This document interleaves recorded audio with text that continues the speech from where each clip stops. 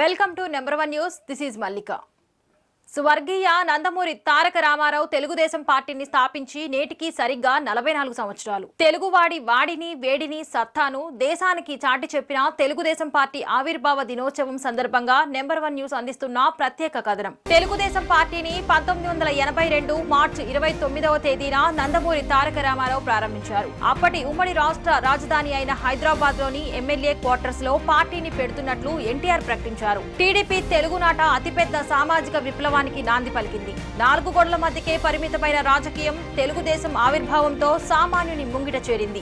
మదరాసి పరదాల మాటున మగ్గిపోతున్న తెలుగు జాతి ఔన్నత్యానికి ఎన్టీఆర్ వెలుగును ప్రసాదించారు. రాజకీయాల్లో ఓనమాలు కూడా తెలియని వారు కూడా ఎన్టీఆర్ పుణ్యమాని ఎమ్మెల్యేలు మంత్రులు అయ్యారు. సామాన్యుడికి కూడా అర్థమయ్యే విధంగా ఎన్టీఆర్ రాజకీయాలను నడిపారు.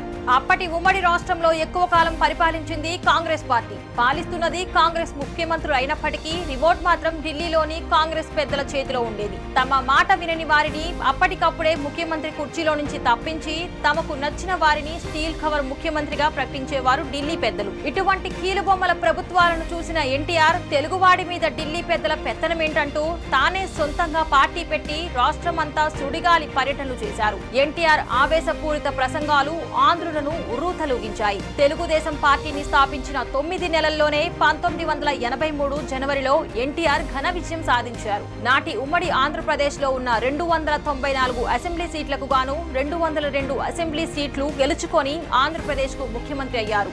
అధికారంలోకి వచ్చిన వెంటనే ముఖ్యమంత్రి ఎన్టీఆర్ పేదవారికి సంక్షేమం, తెలుగు సంస్కృతి పరిరక్షణ, అవినీతి రహిత పాలన వంటి విషయాల వైపు దృష్టి సారించి ఆ దిశగా విజయం కూడా సాధించారు. 1983 నుంచి 1995 మధ్య కాలంలో ₹2కే కిలో బియ్యం, జనతా వస్త్రాలు, పేదలకు పక్కా ఇళ్లు, మహిళలకు ఆస్తి హక్కు, కరణాలు, మునుసబు, పటేల్, పట్వారీ వ్యవస్థలను రద్దు చేయడం వంటి విప్లవాత్మక సంస్కరణలు, సంక్షేమ పథకాలు ప్రవేశపెట్టారు. వృద్ధులు, వితంతువులు, వికలాంగులు పింఛన్లు వంటి సంక్షేమ పథకాలు తొలిసారిగా అమలు చేసింది కూడా టీడీపీయే. ఎన్టీఆర్ హయాంలో స్థానిక సంస్థల ఎన్నికల్లో బీసీలకు 20%, మహిళలకు 9% రిజర్వేషన్లు, విద్యా ఉద్యోగాల్లో మహిళలకు 33% రిజర్వేషన్లు ఎన్టీఆర్ కల్పించారు. ఎన్టీఆర్ కేవలం ఆంధ్రప్రదేశ్ రాష్ట్రానికే పరిమితం కాలేదు. నాటి కేంద్రంలోని కాంగ్రెస్ పార్టీకి వ్యతిరేకంగా నాన్ కాంగ్రెస్ పార్టీలను కలుపుకొని నేషనల్ ఫ్రంట్ ఏర్పాటు చేశారు. అనంతరం ఎన్టీఆర్ సారథ్యంలోని నేషనల్ ఫ్రంట్ కేంద్రంలో ప్రభుత్వాన్ని కూడా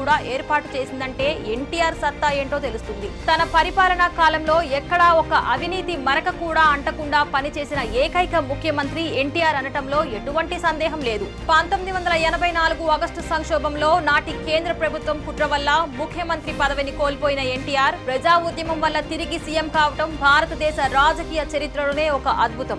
అనంతరం మారిన రాజకీయ పరిణామాల వల్ల టీడీపీ అధ్యక్ష పగ్గాలు ప్రస్తుత ముఖ్యమంత్రి నారా చంద్రబాబు నాయుడు చేతికి వచ్చాయి. 1995 నుండి నారా చంద్రబాబు నాయుడు పార్టీ పగ్గాలు చేపట్టి టీడీపీని విజయ పదంలో నడుపుతున్నారు. తెలుగుదేశం పార్టీ 44 ఏళ్ల సుదీర్ఘ చరిత్రలో నాటి ఉమ్మడి ఆంధ్రప్రదేశ్ రాజకీయాల్లో కీలక పాత్ర పోషించింది. 2014లో ఉమ్మడి ఆంధ్రప్రదేశ్, తెలంగాణ, ఆంధ్రప్రదేశ్ రాష్ట్రాలుగా విడిపోయింది. దానితో టీడీపీ కేవలం ఆంధ్రప్రదేశ్ రాజకీయాలపైన దృష్టి సారించింది. రాష్ట్రం విడిపోయిన తర్వాత జరిగిన మొట్టమొదటి ఎన్నికల్లో చంద్రబాబు సారథ్యంలోని టీడీపీ ఘన విజయం సాధించి అధికార పీఠం ఎక్కింది. 2019 ఎన్నికల్లో వైసీపీ ప్రపంచనానికి టీడీపీ ఓడిపోయి అనేక ఒడిదుడుకులను ఎదుర్కొంటూ ప్రతిపక్ష పాత్ర పోషించింది. అనంతరం బీజేపీ, జనసేనలతో పొత్తు పెట్టుకుని కూటమిగా ఏర్పడి 2024 ఎన్నికల్లో ఘన విజయం సాధించి తిరిగి మరోసారి అధికారాన్ని కైవసం చేసుకుంది.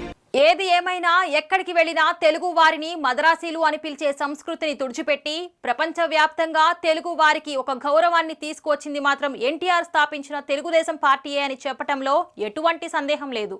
మరిన్ని లేటెస్ట్ అప్డేట్స్ కోసం చూస్తూనే ఉండండి నెంబర్ 1 న్యూస్. సామాన్యుడి చేతిలో సామాజిక అస్త్రం.